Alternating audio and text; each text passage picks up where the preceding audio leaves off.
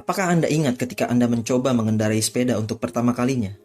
Bisakah Anda menghitung berapa kali jumlah pengulangan yang diperlukan untuk melakukan suatu tarian yang sempurna tanpa membuat satu pun kesalahan? 1 kali? 10 kali? 100 kali?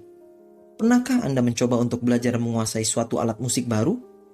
Kemungkinan besar upaya pertama untuk menyingkronkan serangkaian tindakan kompleks baru tersebut akan selalu sulit.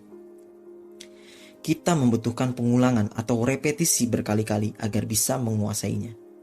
Begitu kita menjadi lebih terampil, gerakan-gerakan ini kemudian akan mulai membutuhkan kesadaran yang kurang sadar, sampai semuanya mulai mengalir secara alami.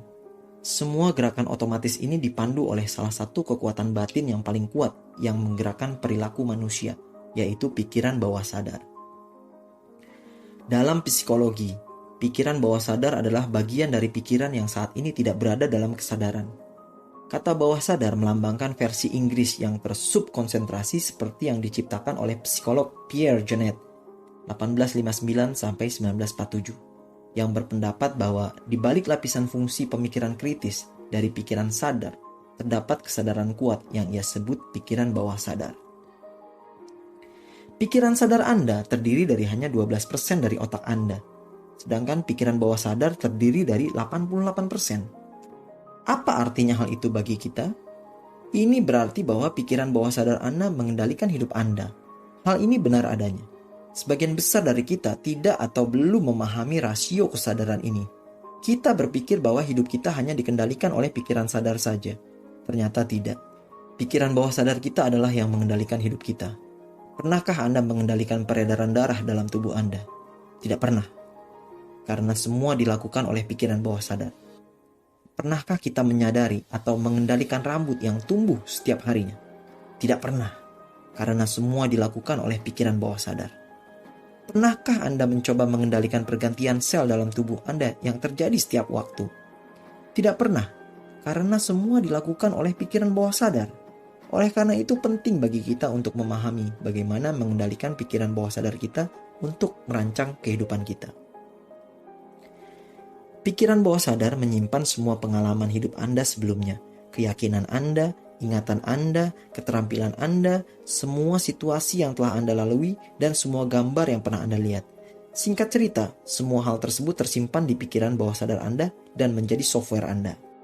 Cara terbaik untuk memahami pikiran bawah sadar adalah dengan melihat contoh orang yang ingin belajar cara mengendarai mobil. Pada awalnya Anda tidak akan dapat melakukan percakapan dengan siapapun saat mengemudi, karena Anda akan fokus pada berbagai gerakan yang terlibat. Itu karena Anda masih menggunakan pikiran sadar Anda untuk mengemudi. Pikiran bawah sadar Anda bersifat autopilot.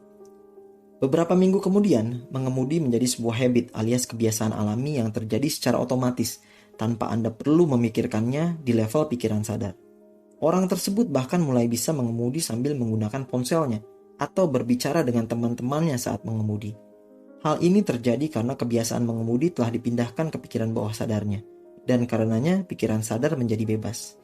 Ini memungkinkan orang tersebut untuk berbicara di ponselnya ketika sedang mengemudi. Dia bahkan bisa melakukan kegiatan chatting sambil mentransfer uang menggunakan aplikasi ponsel pintar saat dia mengemudi.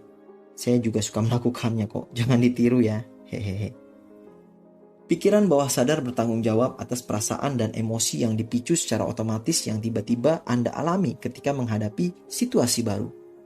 Jika Anda hendak memberikan presentasi, maka semua ketakutan dan perasaan cemas yang mungkin Anda alami sebenarnya diluncurkan dan dikendalikan oleh pikiran bawah sadar Anda. Sebaliknya, pikiran sadar bertanggung jawab atas logika, perhitungan, dan semua tindakan yang dilakukan saat Anda sadar. Pikiran bawah sadar juga mengontrol fungsi-fungsi lain dalam tubuh Anda seperti bernafas dan mengatur detak jantung. Ketika informasi tentang mengemudi disimpan ke pikiran bawah sadar Anda, hal itu akan disimpan sebagai sebuah program. Pikiran Anda mirip dengan komputer, dan informasi tentang mengemudi akan diinstal sebagai perangkat lunak yang dapat dijalankan secara otomatis kapanpun diperlukan. Hal yang sama berlaku untuk banyak kegiatan dan emosi lainnya. Jika seseorang mengganggu Anda, program kemarahan yang dipasang di pikiran bawah sadar Anda akan diluncurkan, dan hasilnya adalah perilaku yang mungkin akan Anda sesali nantinya.